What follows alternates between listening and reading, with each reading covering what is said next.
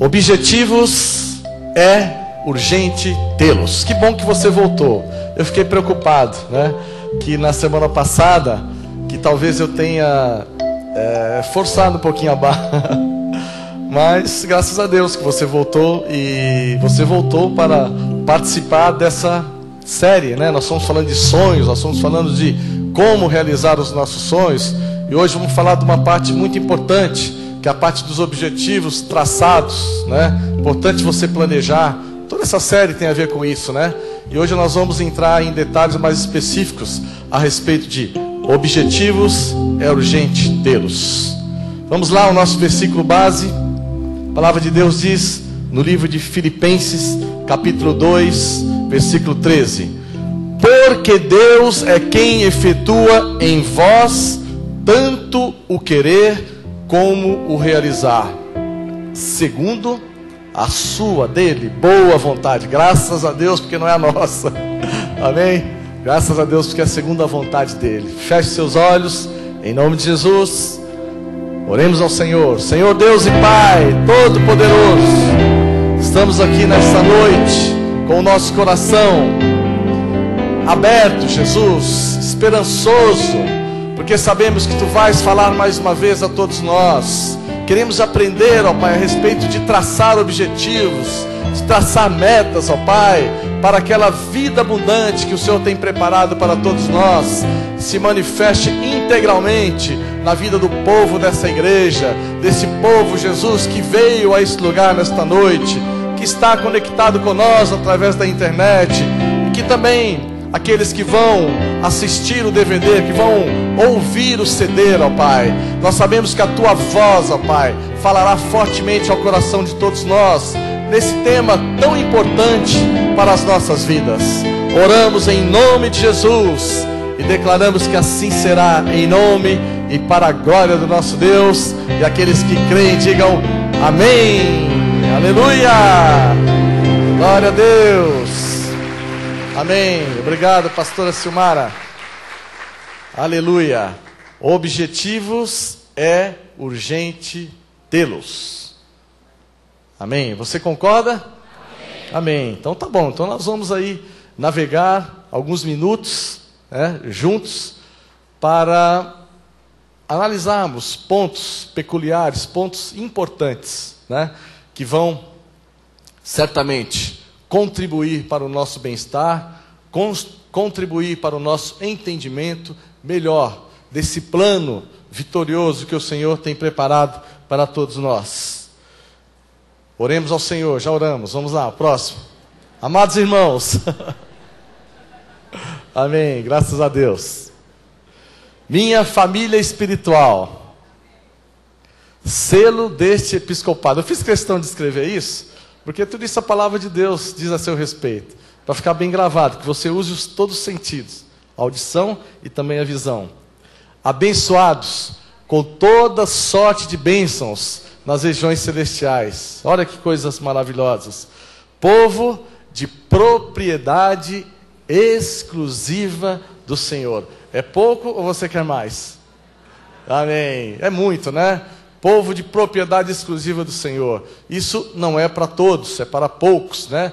E você deve louvar a Deus, porque você faz parte desse povo que pertence ao Senhor, que é de sua propriedade exclusiva. Graças a Deus por isso. É muito comum no nosso dia a dia, no nosso século, né?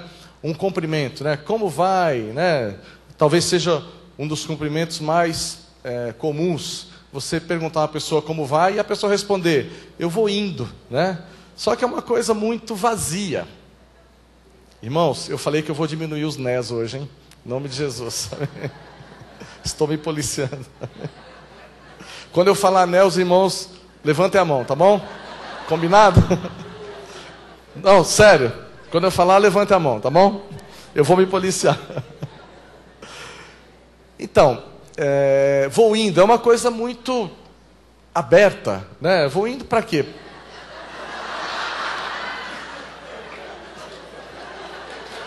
Nem funcionou. Passaram no teste. Será que muito mal? Para lugar nenhum? a vida de quem assim responde é uma incógnita. Não é verdade? Porque você tem que ter respostas alinhadas com a Bíblia Sagrada, até para um cumprimento. Não é verdade? Aleluia. As pessoas não elaboram um programa organizado de metas. Isso também, as estatísticas estão aí, para dizer, não é comum. No mundo, né, e no Brasil, foi mais ou menos. Aleluia. No Brasil, né, Senhor,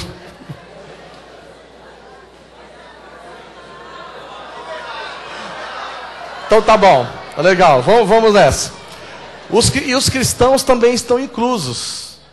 Eu creio que o povo da missão apostólica da graça de Deus esteja, já por ter exercitado, os irmãos sabem, todos os anos, né, nós temos o nosso projeto de vitória, acabamos de preencher os nossos para o ano de 2010, e isso, por que isso é feito? Né? Deus inspirou a vida do nosso abençoado apóstolo, no sentido de trazer essas coisas para o nosso dia a dia, de forçar que todos nós escrevamos, né, que nós planejamos os nossos planos, os nossos objetivos, porque se você não planeja, não quer dizer, eu quero dizer aos irmãos que o fato de você ter objetivo, ter o planejamento, não quer dizer que você não tem a obrigação de cumprir o 100%, mas você precisa ter um norte, você precisa ter um rumo.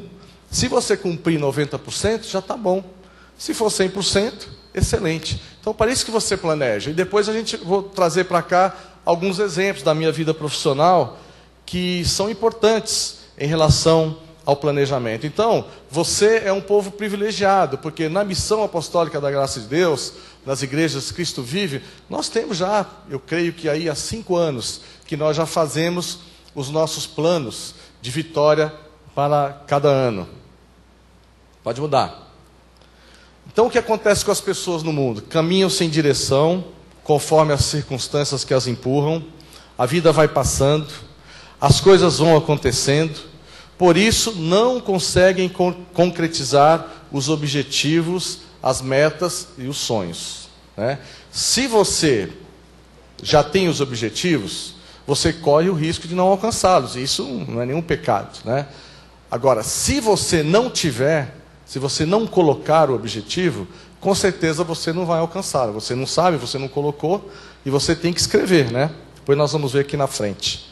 Tudo se torna o quê? Se você não tem objetivos. Tudo se torna ilusório, vazio, duvidoso, e a vida fica assim monótona. Fica, porque você não sabe para onde você vai. Entra um ano, acaba um ano, começa outro ano, e você vai ali levando, né, como diz aquela música famosa, né? Deixando a vida te levar. E isso não é para os cristãos. Isso não é para nós. É uma bênção conviver com pessoas que planejam e, portanto, são motivadas. Pessoas que têm projetos, sempre acrescentam alguma coisa às nossas vidas. São sempre pessoas entusiasmadas, são pessoas vibrantes, são eufóricas, vão falando, são entusiasmadas. Nós já sabemos aquilo que significa o entusiasmo, né? Entusiasmo significa Deus dentro, né? Quando você se motiva, quando você planeja, quando você traça claramente os seus objetivos, você não tem como não ser uma pessoa entusiasmada. Se isso é verdade, diga aleluia, glória a Deus, e dê um glória a Deus aí bem alto, amém.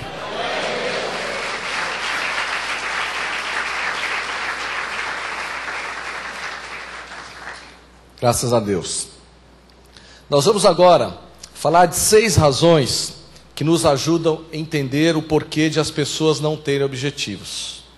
Nós estivemos estudando, analisando isso, porque você deveria, né? As pessoas deveriam ter os objetivos, mas existem 6 razões principais que as pessoas não têm os seus objetivos. A primeira delas, medo. Sabia? A primeira é medo. As pessoas têm medo. E se não der certo? E se não vender nada? Por isso que eu falei, o fato de você traçar o objetivo, de você escrever, não quer dizer que você tenha que cumpri-los, mas você tem ali a sua direção, você tem o seu norte. E se eu não passar naquela prova? As pessoas às vezes nem vão fazer a prova porque tem medo já de não passar. E se eu não conseguir chegar até o fim? Se eu não conseguir completar a minha jornada? Então esse medo é uma das 6 razões principais porque as pessoas deixam, às vezes, de escrever, de fazer os seus objetivos. O medo gera o quê? O medo gera previsões negativas, atormenta a mente e as ideias. E o medo produz tormento. O medo é um caos, né? Pessoa que fica ali atemorizada, medrosa, a pessoa ali é insegura em tudo que faz, né? E isso é uma coisa muito ruim, uma coisa que tem que ser expulsa, uma coisa que tem que ser tirada das nossas vidas. Olha aqui o que a palavra de Deus diz em relação ao medo. No amor não existe medo. Antes, o perfeito amor lança fora o medo. Quem é o perfeito amor? O perfeito amor é Jesus Cristo, não é verdade? Ora, o medo produz tormento, como nós dissemos. Logo, aquele que teme não é aperfeiçoado no amor. O medo é terrível. O medo tem que ser extirpado das nossas vidas. Como é que a gente faz isso? Com confiança, né? Conhecendo a palavra de Deus, crescendo na graça de Deus, crescendo no conhecimento da palavra. Jesus em nós elimina todo medo, lança fora todo o temor. Jesus tem coragem, Jesus tem destemor, Jesus tem ousadia para a vida dos seus filhos. Porque quando você confia no Senhor, quando você amarra o seu barco no porto seguro que é Jesus Cristo, você sente conforto, você sente segurança. E só o Senhor Jesus Cristo tem essa segurança, né? Eu quero fazer aqui um parênteses, né? Em relação ao que está acontecendo lá no Haiti. Os irmãos estão lendo aí na mídia, a mídia só fala do Haiti. Uma coisa que poderia acontecer com qualquer um de nós, não é verdade? Várias pessoas, vários brasileiros estavam ali a serviço, passeando naquele país, e de repente um terremoto de 7 pontos Richter, 7 pontos na escala Richter, que é um terremoto fortíssimo, causou toda aquela desgraça. E mais uma vez eu me lembro do salmista, quando diz, né, que se Deus não guardar a nossa casa, em vão vigia a sentinela. Quer dizer, você pode estar em qualquer lugar, de repente você está ali a trabalho num lugar, né? Aí você está pensando que está pisando no solo firme e de repente o solo te falta, né? Treme tudo, o hotel que você está ali hospedado cai, né? A casa que você está vira ruínas. Ou seja, só o Senhor, só no Senhor nós temos segurança. Ele é o nosso porto seguro. Graças a Deus, porque a nossa esperança não está em homens, não está em cavalos, não está em carros. A nossa esperança está naquele que é o autor e consumador da nossa fé, Jesus Cristo. Graças a Deus. Olha que interessante. Você sabia que a maioria dos medos não tem fundamento? Somos nós que os criamos em nossa mente. São ideias distorcidas, confusas e contaminadas. Isso é estatística.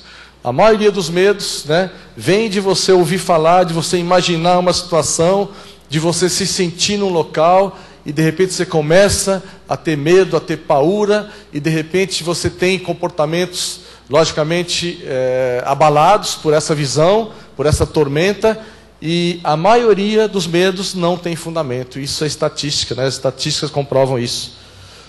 A palavra de Deus no livro de Lamentações, capítulo 3, versículo 21, o profeta Jeremias diz assim: quero trazer à memória o que me pode dar a esperança. É isso que você tem que trazer para a sua memória, é isso que você tem que viver, aquilo que te dá esperança.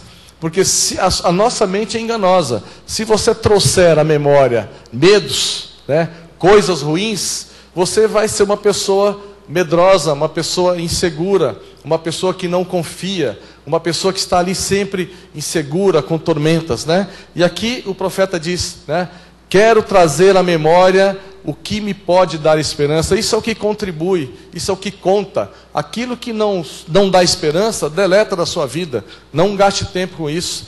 Traga à sua mente coisas que mereçam a sua atenção, coisas que mereçam a sua valorização. E o mesmo profeta, né, Jeremias, e agora no capítulo 3, versículo 22, diz assim: as misericórdias do Senhor são a causa de não sermos consumidos, porque as suas misericórdias não têm fim.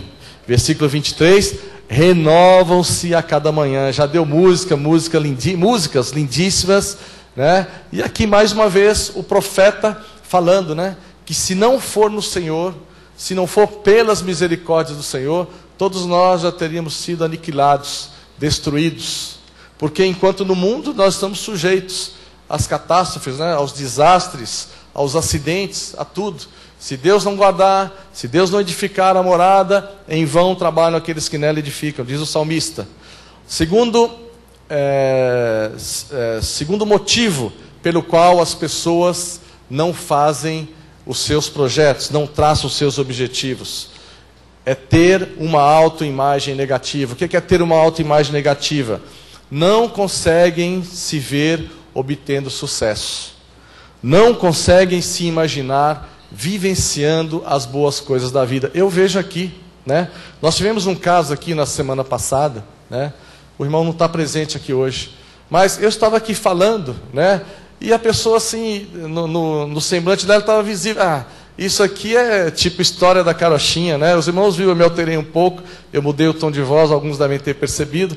Mas assim, as pessoas às vezes não entendem que a Bíblia é verdade, que o Senhor, que essa coisa, essa vida abundante, que o Senhor quer que nós tenhamos em tudo, isso é verdade. As pessoas, você vê ali as mentes cauterizadas, claramente a pessoa, isso não é para mim, isso é para o Senhor, isso é para não sei quem, né? E isso traz assim uma revolta ao nosso coração.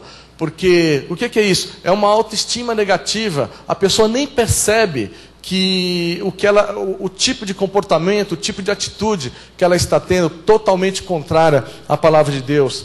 E com uma autoimagem negativa, você vê as bênçãos do Senhor de uma maneira muito distante, né? E eu estou aqui nesta noite para mais uma vez enfatizar que a Bíblia, esse livro, ele é verdade, né? A Bíblia é para ser praticada, e se nós fizermos isso, se nós alinharmos o nosso proceder da Bíblia Sagrada, nós vamos sim usufruir as mais de 7.000 promessas que estão aqui nessa Bíblia, nesse manual do cristão, deixados pelo nosso Deus. O nosso Deus não mente, Ele não se arrepende, Ele não deixaria aqui uma Bíblia que é o best-seller dos best-sellers, o livro que é mais lido, que está aí por anos, milhares de anos, está aqui hoje, presente, viva, né? O nosso Deus não deixaria que isso acontecesse se as coisas que estão contidas nesse livro fossem coisas que não fossem verdades para as nossas vidas. Então, eu estou aqui mais uma vez nessa noite, né,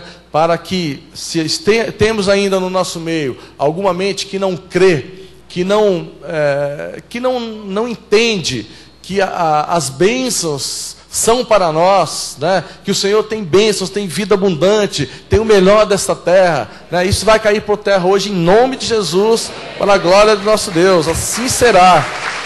Eu creio nessa palavra, eu creio nessa verdade. A palavra diz, né, em outro local, que isso é uma espada de 2 gumes, ou seja, ela tem implicações, ela tem eficácia, né? Já se convenceram de que é um erro pensar, aquelas pessoas que têm autoestima negativa, né? Acha que não podem pensar em felicidade, né? Não podem pensar em saúde, prosperidade, então, jamais, estabilidade, amigos, paz de espírito, boa família, carro, casa, dinheiro. As pessoas que têm autoimagem negativa acham que essas coisas é para todo mundo, é para os outros, é para o irmão do lado, para o irmão da esquerda, da direita, mas não para eles. Então, o que estão fazendo? O que estão atestando com esse comportamento? Estão dizendo que a palavra de Deus não é verdade, né? É uma palavra mentirosa. E essa autoestima negativa, ela tem que ser tirada, ela tem que ser limpada da mente dos cristãos, para que recebamos aquilo que o Senhor tem de melhor. Alguns acham distante, né? Dão risada. Eu disse aqui quando dizemos, ressuscite e multiplique os seus sonhos. Foi isso que eu falei. A pessoa estava, né? Isso não é para mim, né? Eu acho que, mas nós não podemos ter esse comportamento, né? Nós temos que crer na palavra de Deus. Senão não adianta. Nós viemos aqui, nós falamos, cantamos hoje. O nosso Deus faz infinitamente mais do que nós pedimos e pensamos. Isso não adianta. Se você fala isso, você não vive e você não sente. E quando você fala que nós estamos aqui para ressuscitar, que Deus ressuscita, que Deus multiplica os sonhos, que Deus quer te dar o melhor dessa terra, você fala, não, isso não é para mim, aqui, agora eu estou fora. Quer dizer, você não entendeu nada, você está tratando a Bíblia Sagrada, você está tratando a igreja como se fosse uma coisa teórica, uma coisa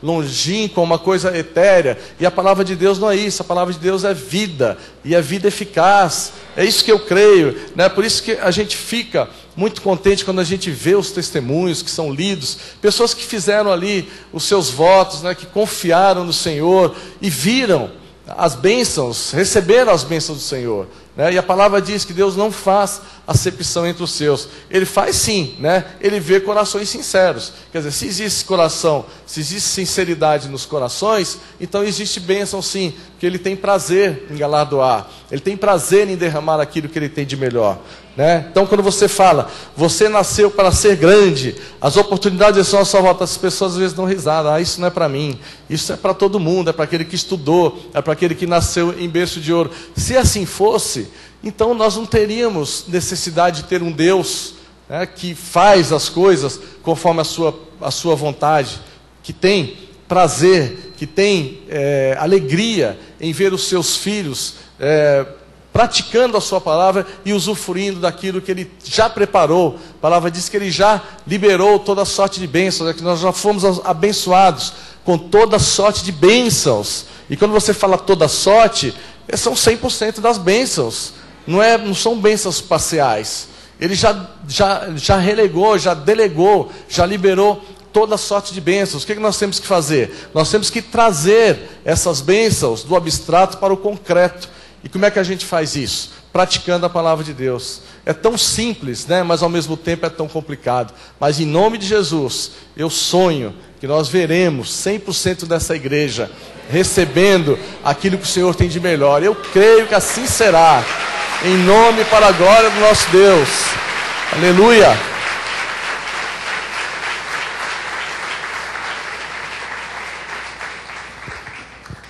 Graças a Deus.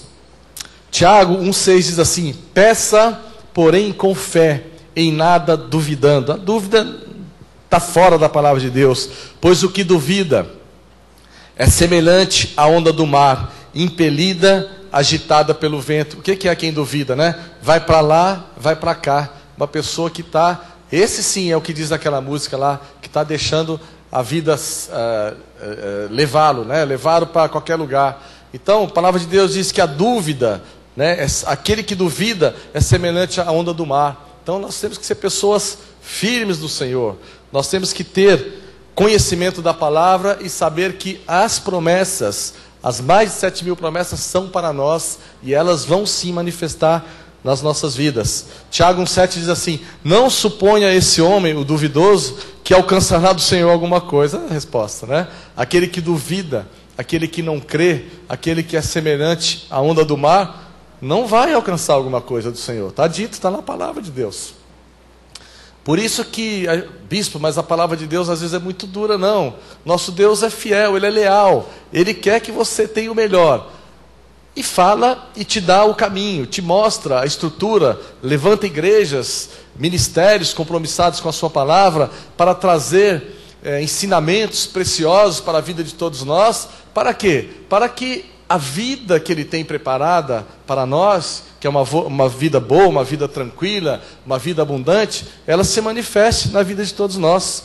1,8 diz assim: o cara que duvida, né? Homem de ânimo dobre, inconstante em todos os seus caminhos. Não seja um homem, uma mulher de ânimo dobre, né? Seja você uma pessoa firme nas promessas do Senhor, uma pessoa que confia, e você vai ver o quão bom é você confiar no Senhor. As coisas acontecem, né? Tenha certeza, o nosso Deus é fiel, Ele é verdadeiro, Ele é verdade. A sua palavra é força, é alegria, ela é consistência para as nossas vidas.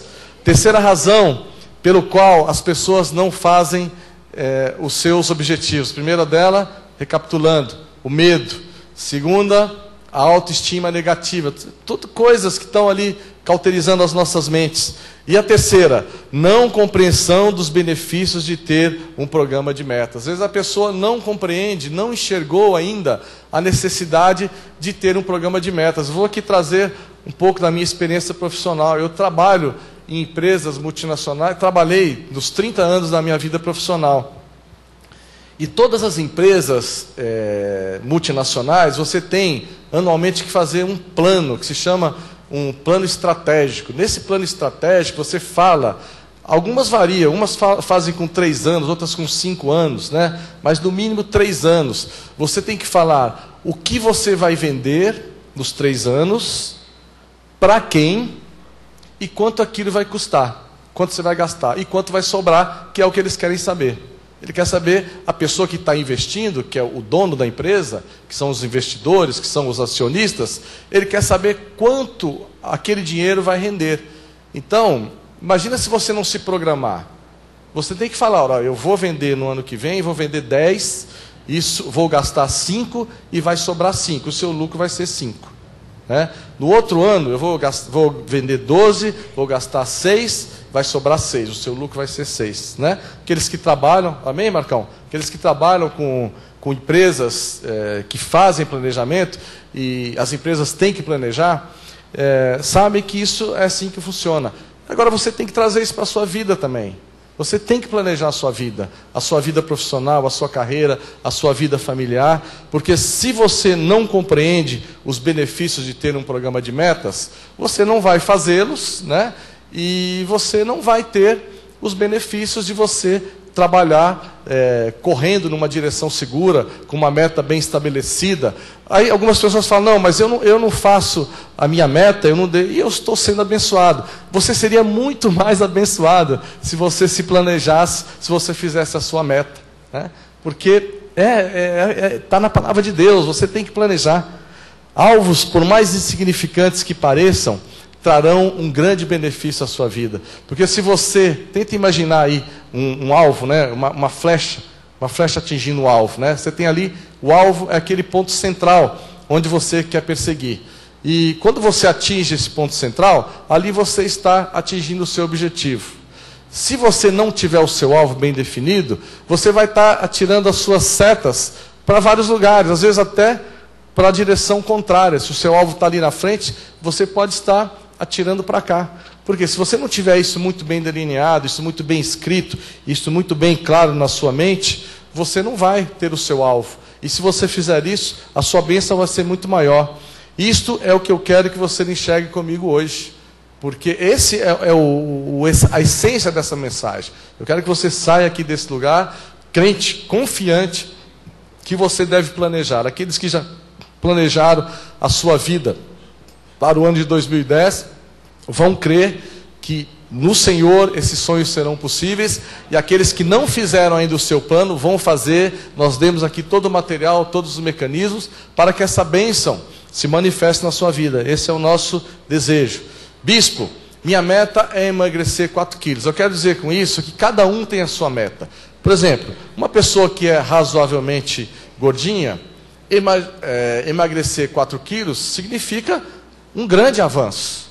Para um irmão que de repente já é mais fininho, né, que nós costumamos chamar de pele e osso, às vezes ele vai falar, não, 4 quilos para mim, né, essa meta para ele não tem sentido. O que nós queremos dizer? A meta é individual.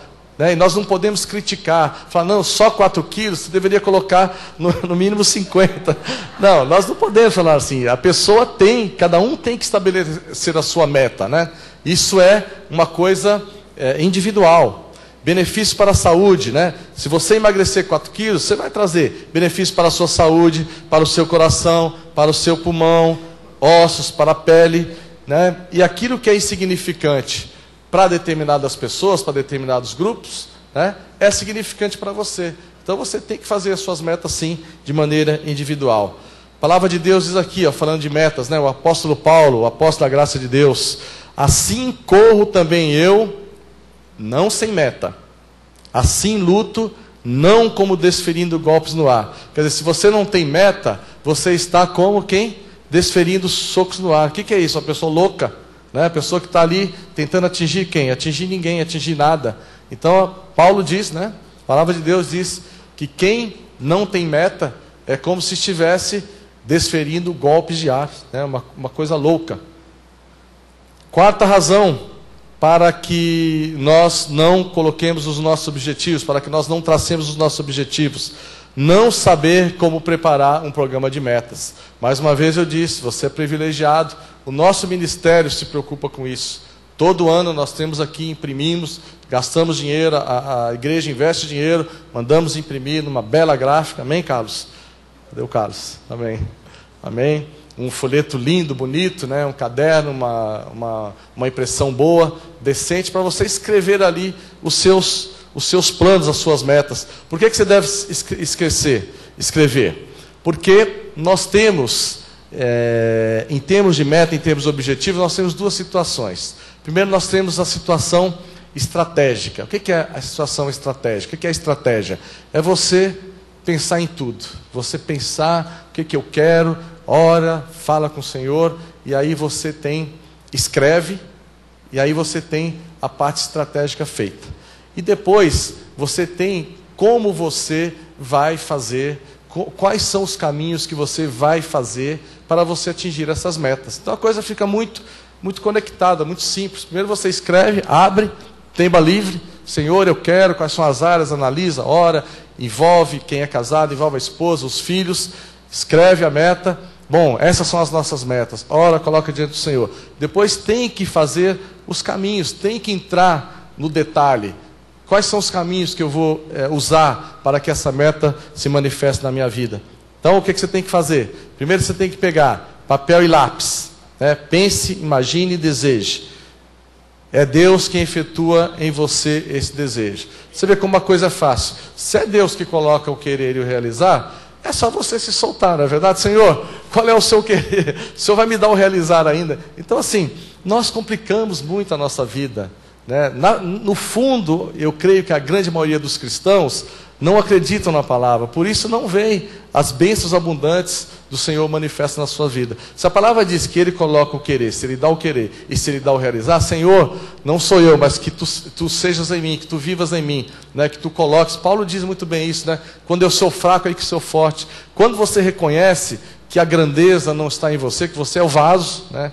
A excelência do Espírito Santo de Deus é aquela que está em você. Isso é o que vale, o que conta, né? Porque no nosso corpo, nossa carne, bem algum existe, né? Agora, a excelência do Espírito Santo de Deus, aquilo que vale, aquilo que se aproveita, é o que está dentro de nós. Então, quando você reconhece quando você é fraco na sua carne, mas você é forte, porque aquele que é forte está em você, então as coisas vão. Você vai trazer essas coisas do abstrato para o concreto, se você aprende a lidar de uma maneira mais objetiva com a palavra de Deus.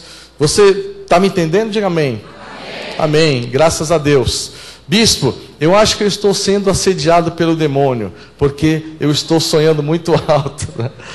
São comportamentos daquele tipo que eu disse aqui, né? A pessoa não consegue se imaginar vivendo com saúde, com prosperidade, com amor, vivendo uma vida abundante. Não, isso é coisa do demônio. Nós sabemos que hoje, infelizmente, nossos irmãos legalistas que ligam tudo ao demônio, que tem aquela mente cauterizada, às vezes herdada da igreja católica, da igreja romana, quando diz que tem que ser pobre para agradar a Deus, né? Uma falta de entendimento total. A palavra diz que você tem que ser pobre de espírito, você tem que ser humilde de espírito, né?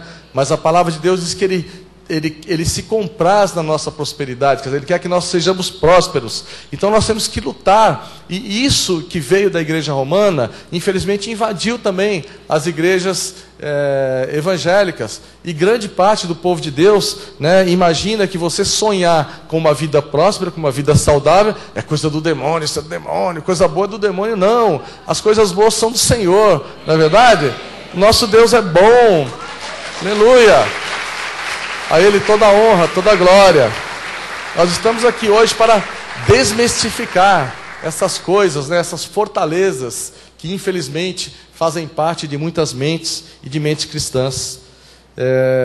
O demônio, ó aqui, o demônio quer pessoas cativas. O que é que o demônio quer? O demônio quer prisão. Ele quer pessoas cativas, sem objetivos, sem sonhos, quer pessoas desmotivadas. Isso é manifestação do demônio. O que Deus quer? Deus quer você bem, feliz, confiante, alegre, lutando, batalhando diligentemente. Glória a Deus, não é verdade? É isso que Deus quer das nossas vidas. E você tem que escrever, né? O profeta Abacuque disse, escreve a visão. Será que ele colocou isso de bobeira? Não. Porque você tem que escrever. Se você não escreve, a nossa mente hoje, nós temos muitas informações, os irmãos sabem, né? Informação que vem através de televisão, de internet, de jornais, de rádio. E é difícil para a nossa mente gravar tudo isso. Então, se você não escrever aquilo que você quer fazer, com certeza, uns podem demorar um pouco mais, um pouco menos. Mas com certeza amanhã, depois de amanhã, você já se esqueceu. Por isso o profeta disse, escreve a visão. É importante você registrar. Porque de repente você fala, o que eu pensei mesmo? Quais eram os meus alvos para 2010? Já esqueci. Você vai lá, escreveu numa folha, numa agenda, e ali você recupera tudo isso. Por isso é importante você escrever, né? Eu coloquei aqui, o bispo cola os planos nas paredes. Eu tenho no meu escritório, se você for me visitar, você vai ver. Ele é todo decorado com planos. Porque assim, nós somos estimulados a planejar tudo, né? Você não pode, principalmente quando você está usando o dinheiro das pessoas, e numa empresa assim que funciona, o dinheiro não é seu. Então se você tem um plano ali, você apresenta um plano, e aquele plano é aprovado, você tem que seguir fielmente. E o que é que eu faço? Eu grudo na parede, porque eu chego, senão amanhã eu já esqueço, são tantos planos. Eu chego amanhã, o que mesmo que eu planejei, né? São vários mercados, são vários produtos, mas eu colo sempre o resumo de cada um na parede. Eu chego, eu olho e ali eu posso cobrar, eu posso fazer a sequência, né? O follow-up, como se diz, cobrar das pessoas envolvidas, daqueles que são responsáveis por cada cumprimento, né? Por cada etapa daquele plano. E então, aquilo tem que ficar muito claro, né? Eu colo mesmo, deixo ali tudo decorado, para que possa ser uma coisa visual, uma coisa fácil de ser vista, né?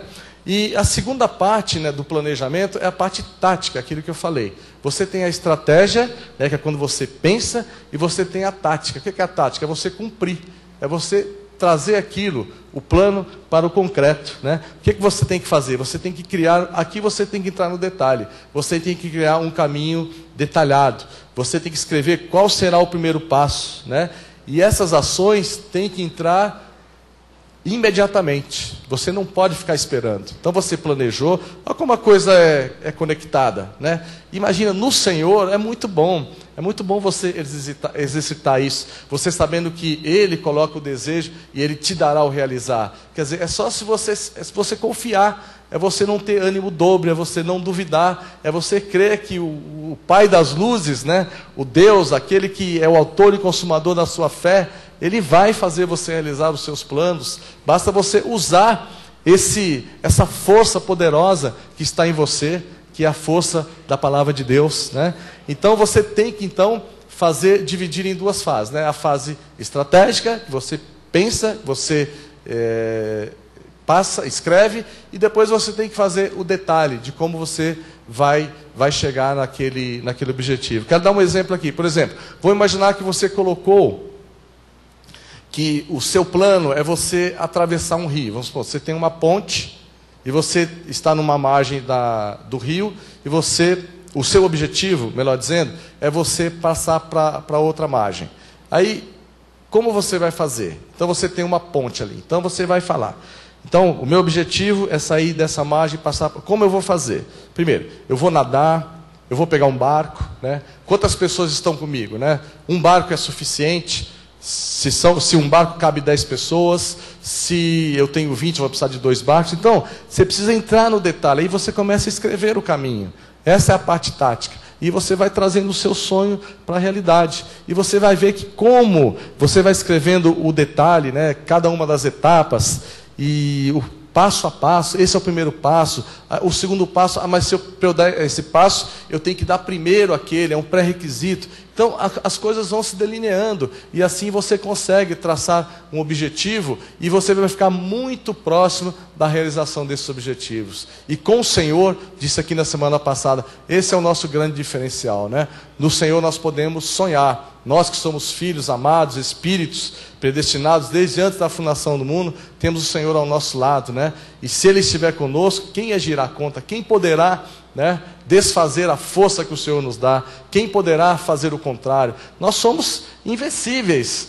Isso não é teoria, isso é prática. Você pode tomar posse dessa palavra, porque você vai conseguir, você vai ver os seus objetivos alcançados muito anterior ao que você imagina. Aqui está o exemplo, né? A diferença, porque uns conseguem e outros não conseguem, né?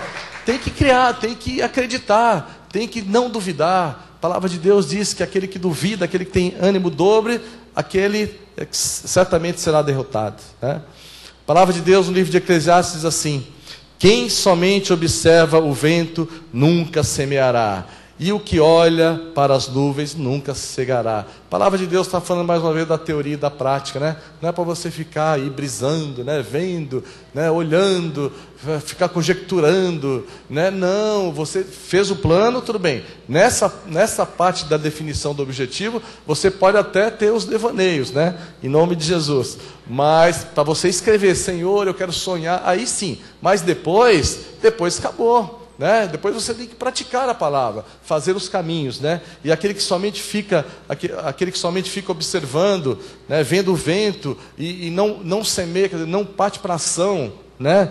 Não vai colher, porque aqui é dinâmica, aqui tem, né? Você colhe aquilo que você planta. Se você não plantar uma ação, você não vai colher uma reação. Outra causa, a quinta razão para que os objetivos não sejam alcançados: indisciplina. Bispo, eu me encanto com a pregação, é maravilhosa, mas dá muito trabalho, tem que pensar. O irmão disse que tem que escrever. Deixa eu na telinha ver o BBB 10, né? Acho que é o 10 que está, né? Lá tem um monte de coisa, lá eu não preciso pensar, eu fico só assistindo, só bebendo aqueles ensinamentos formidáveis, né? Então, na verdade, a disciplina custa. Você tem que ter ali rotinas, né? Vou acordar 8 horas, vou fazer isso, tem que fazer. Se o seu objetivo depende daquilo, se você não fizer, você vai retardar o seu objetivo e muito certamente você não vai cumpri-lo.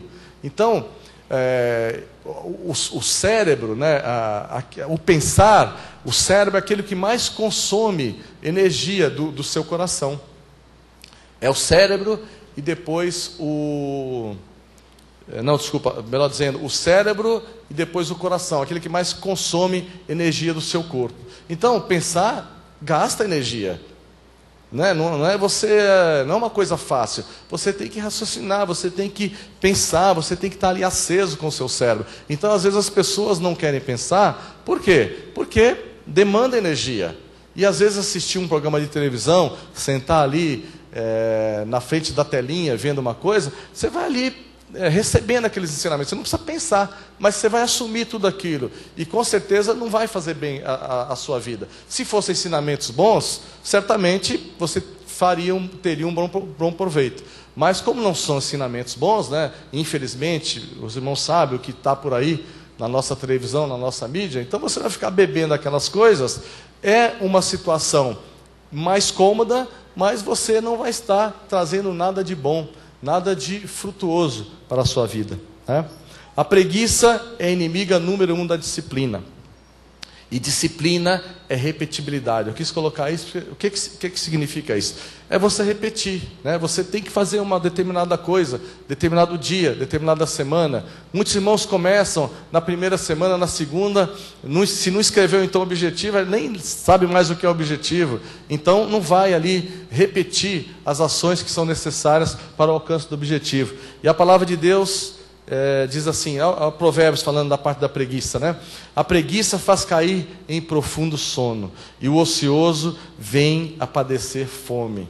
Olha aí, preguiçoso, ocioso, nada disso tem parte com a palavra de Deus, né? A palavra de Deus é movimento, é ação, né? É abundância, é louvor, é tudo isso, são todas coisas positivas. A palavra de Deus é isso, né? Na sua essência. Eclesiastes também fala a mesma coisa: pela muita preguiça desaba o teto, e pela frouxidão das mãos goteja a casa, né? Mais uma vez aqui falando do preguiçoso, né? Do frouxo, né? Isso não tem respaldo bíblico, né? Nós temos que tirar isso do nosso meio, em nome de Jesus. Provérbios 13:4 também fala: o preguiçoso deseja e nada tem, mas a alma dos diligentes se farta. Diligente é aquele que vai, aquele que faz ação, aquele que pratica, aquele que faz o plano, aquele que executa, aquele que se preocupa em corrigir a sua rota, em saber se está indo no sentido certo, né? Graças a Deus por isso. E a sexta razão, né, porque as pessoas não fazem o objetivo, é o comodismo. É a lei do menor esforço, é a zona de conforto, deixa a vida me levar. Pode mudar, né? Gálatas 6:9 fala sobre isso. E não nos cansemos de fazer o bem, porque a seu tempo ceifaremos, se não desfalecer. Você tem que fazer o bem, você tem que fazer alguma coisa para você ceifar. Se você não fizer, se você ficar ali no conforto, na zona cômoda, você não vai ceifar, você não vai colher e você não vai ter os seus objetivos realizados. Aí fora as pessoas dizem: nasci pobre, né? A teoria da Gabriela, né? Nasci assim, vou morrer assim, vou ser sempre assim. Nasci pobre, vou morrer pobre, mais pobre ainda do que os meus avós. A vida hoje está muito difícil. Você vê muitas pessoas falando sobre isso, né? A vida está mais difícil. Mas para os cristãos isso não vale, né? Para os cristãos nós temos horizontes, nós temos sonhos, nós temos Deus, né? Que é o nosso galardoador. Gálatas 3:29 diz: e se sois de Cristo, também sois descendentes de Abraão e herdeiros segundo a promessa. Então, você tem a chance, né, de você que nasceu, às vezes num lar menos provido, vamos dizer assim, um lar mais humilde, né? Você pode mudar a sua sorte, né? Com os ensinamentos bíblicos, né? Eu posso dizer isso de cátedra. Muita coisa na minha vida eu mudei. Eu nasci de uma maneira, hoje eu sou uma outra pessoa, com uma outra mente, né? E Deus foi colocando o querer, o realizar na minha vida. Então assim, não é porque você nasceu de uma maneira, né? Não é porque você nasceu assim, que você vai ser sempre assim, né? Com os ensinamentos, com a aplicabilidade da palavra de Deus na sua vida, você vai se transformar numa nova criatura, uma nova pessoa. Você é filho do Pai das luzes.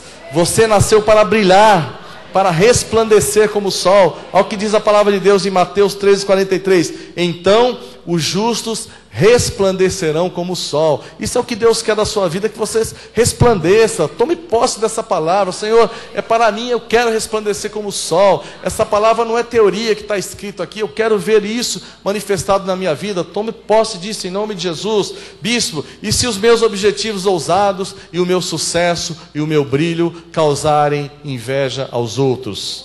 Com vocês a cobra e o vagalume. Isso é normal, né? Certamente você traçar os seus objetivos, você crer na palavra de Deus, vai causar inveja.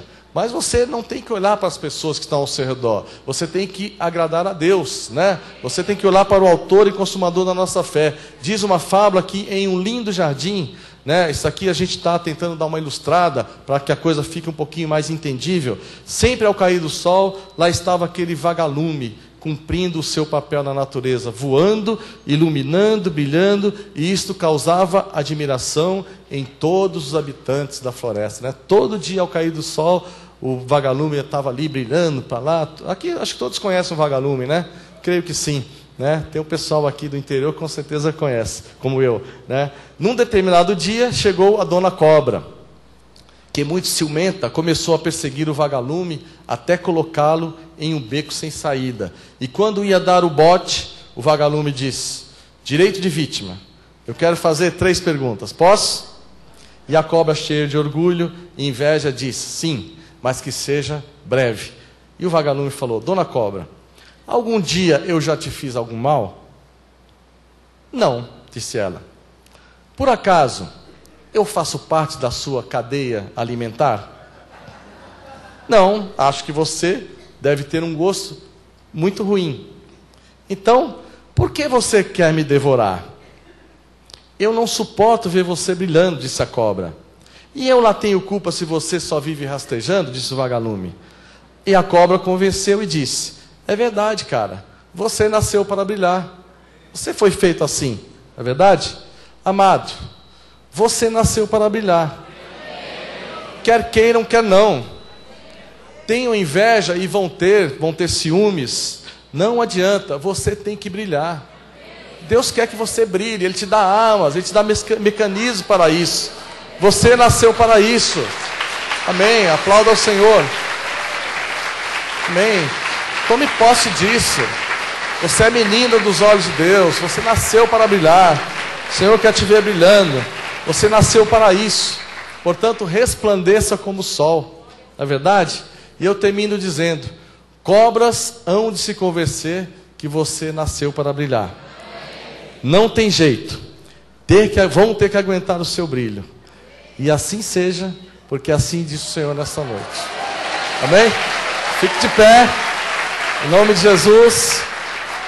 Pastora Silmara e os nossos louvadores vão ficar a postos. Nós vamos orar ao Senhor. Senhor Deus, nós te agradecemos por esta noite, ó Pai. Obrigado por esses ensinamentos, Jesus, que nasceram antes de nascer no nosso coração, no teu coração. Nós sabemos que o teu povo, Jesus, foi feito, foi construído, ó Deus, foi feito para brilhar, Jesus. Ó Deus, e se isso não está acontecendo, nós sabemos que existe desalinhamento em relação à tua palavra. Por isso nós estamos aqui gastando o nosso tempo, Jesus, investindo o nosso tempo no Senhor, sabendo que em ti nós temos, ó Pai, nós podemos sonhar com a realização daquilo que a tua palavra diz. Nós podemos sonhar com a realização das mais de 7.000 promessas. E se alguma coisa, Jesus, ou se melhor, algumas coisas estão impedindo que essas maravilhas, que esses projetos mirabolantes, milagrosos que o Senhor tem para o seu povo, não estão manifestando na vida daqueles que esperam, daqueles que precisam, Pai, todos nós precisamos. Nós estamos aqui para, com o ensinamento da Tua Palavra, fazer com que isso caia por terra. E nós queremos que nessa noite, ó Pai, nós demos um passo importante, Jesus, nessa direção.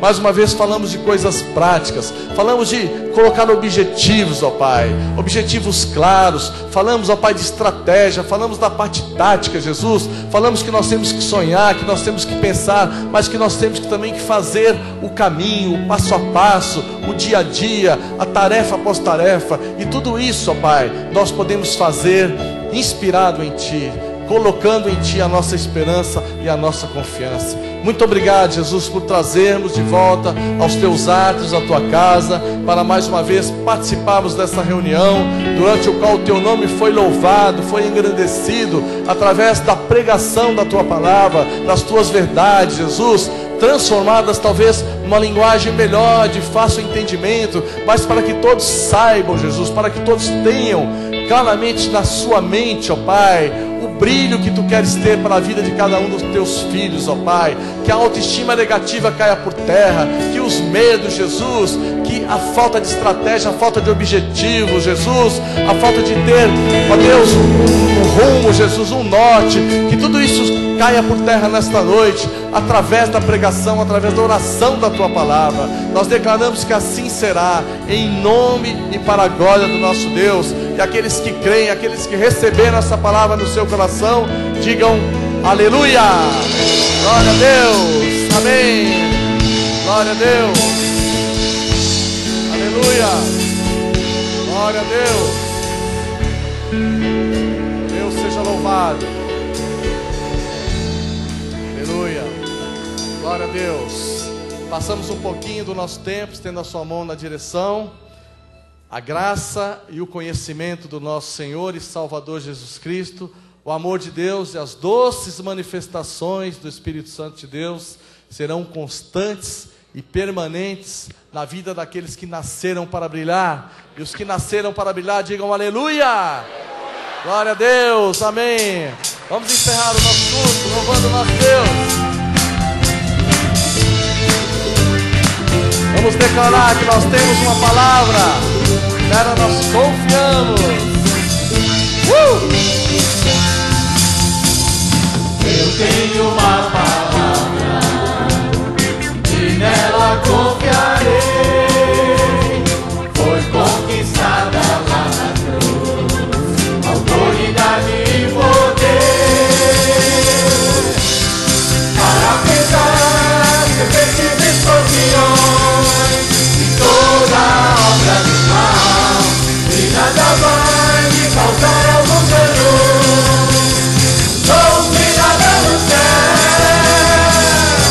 eu vou dançar de alegria antes de ver o milagre acontecer.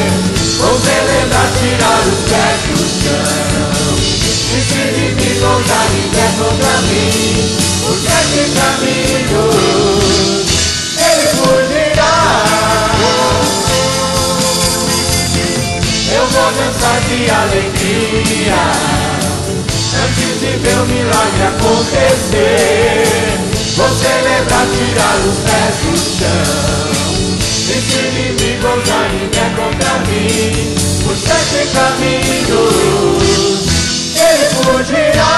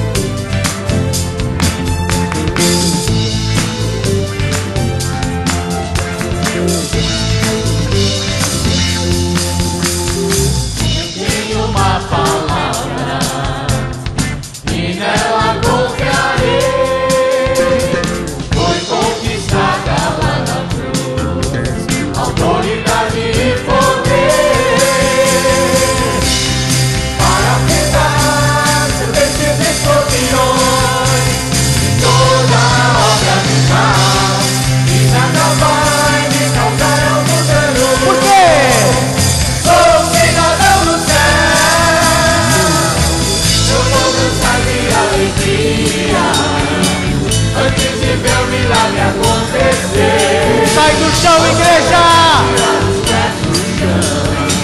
E se inimigo ousar em pé contra mim, por 7 caminhos ele fugirá.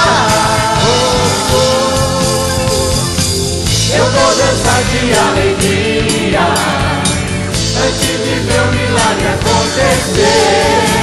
Vou celebrar, tirar os pés do chão, e se inimigo ousar em pé contra mim, por 7 caminhos ele fugirá.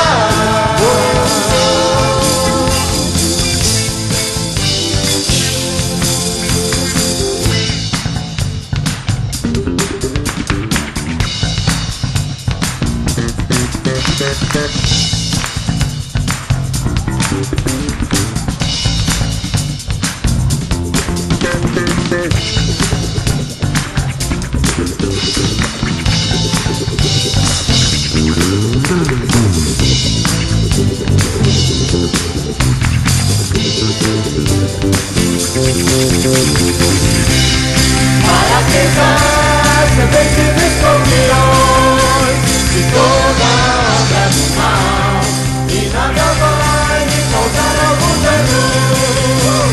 Sou cidadão do céu, eu vou dançar de alegria antes de ver o milagre acontecer. Vou celebrar, tirar os pés do chão, e se inimigo ousar em pé contra mim, por 7 caminhos ele fugirá. Eu vou dançar de alegria antes de ver o milagre acontecer. Vou celebrar, tirar